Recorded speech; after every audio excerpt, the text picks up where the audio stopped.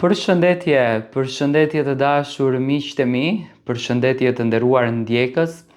Ja ku po ritakohemi sërish së bashku me mua Tirona Lilin, pikërisht këtu në kanalin Monitor TV, për të komentuar rreth ngjarjeve më të fundit, por edhe pikpyetjet në fakt që publiku shqiptar ka filluar që të ngrë mbi një mosprezencë që ka ndodhur natën e mbrëmshme. Ju e dini shumë bukur që natën e mbrëmshme ishte festa e madhe organizuar nga produksioni Fermës VIP. Një fest që në fakt u organizua dhe u mbajt në ambientin ku fermerët, të cilët ishin të përzgjedhur për të qenë pjesë e këtij kasti, qëndruan më shumë se 81 ditë. Në atë shtëpi ku në fakt në ato ambiente ku fermerët kaluan momentet më të bukura të tyre, në ato ambiente ku fermerët u argëtuan pafund, produksioni i Fermës kishte përzgjedhur që pikërisht në skenën e ndërtuar si skena e festave të fshatit, aty ku në fakt janë kënduar këngë, janë recituar poezi, janë treguar historie, ishte përzgjedhur që të ketë një ambient të bukur.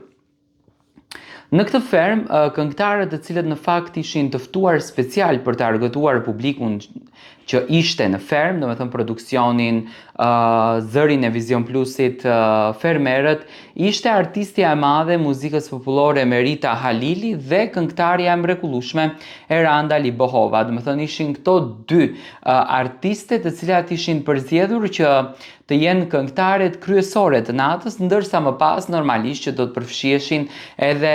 fermerët, sepse fundja ditës të gjithë janë artistë, të gjithë janë shumica janë këngëtarë. Por ajo që ra më së shumti në sy ishte mos prezenca e Arbana Osmanit dhe Eduard Grishaj, gjë që në fakt ka filluar të ngrë pikpyetje dhe normalisht një mos prezencë e tillë do ta bënte publikun që të hulumton se çfarë po ndodh mes Arbanës, Eduardit edhe produksionit të Vision Plus. E para një herë që ferma u mbyll pothuajse 20 ditë më herët ditës së premtuar, sepse aktualisht duheshte akoma që të jetë ferma, por unë mendoj që ferma nuk është ndaluar sepse nuk ka patur sukses apo sepse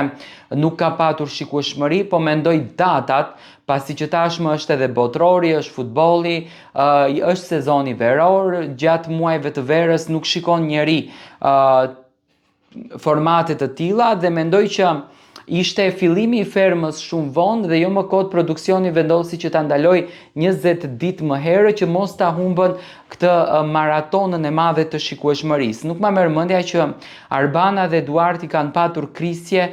mes njëri tjetrit apo kanë patur krisje të paktën në produksion. Mos prezenca e Arbanës edhe Eduardit natën e mbrëmshme mendoj që ka qenë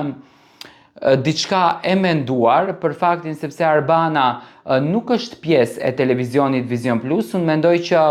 këtë sukses e festonte televizioni Vision Plus dhe mendoj që Eduardi ja ka lënë komplet këtë sukses Oltës, e cila ishte producentja kryesore. Dhe mendoj këto kanë qenë detajet që e kanë bërë të pamundur për të qenë Arbana dhe Eduardi. Mbi të gjitha, unë mendoj që kjo dyshe ka sjell një sukses të jashtëzakonshëm në Ferma VIP. Mendoj që kanë fituar atë që kanë dashur ta fitojnë dhe besoj që vitin e ardhshëm përsëri